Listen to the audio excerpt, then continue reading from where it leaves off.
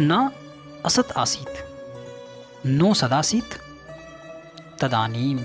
तदानीम अर्थात उस समय। उस समय किस समय?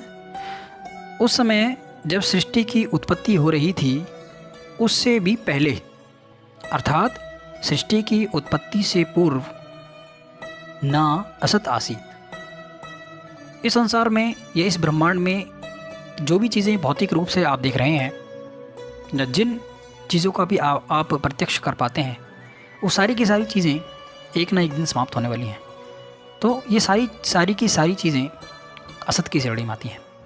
और सत्य कहते हैं एक ऐसा तत्व जो कभी नष्ट नहीं होता, उसको सत्य की श्रेणी में रखा गया है, उसमें ईश्वर भी आता है। तो यही इसमें कहा गया है, ना सद आसीत ना असत आसीत। उस समय जब सृष्टि की उत्पत्ति हो रही थी, उससे पहले ना तो असत आसीत, ना तो इस संसार में प्रत्यक्ष रूप से दिखने वाली भौतिक चीज़ें थी, और ना ही सत आसीत। न तुम ये कह सकते हो कि भाई उस समय कोई सत तत्व था। ईश्वर भी आप यहाँ पर उसका अर्थ ले सकते हैं। वैसे व्याख्याकार ने इस तरह की चीज़ें नहीं कही हैं, लेकिन इससे पता चल जाता है। तो असत का मतलब है ऐसी चीज़ें जो कहीं ना कहीं नष्ट होने वाली हैं। तो वो तो था ही नहीं जब सृष्टि की उत्पत्ति हो रही थी उस समय, तो ये चीज़ें कहाँ से होंगी?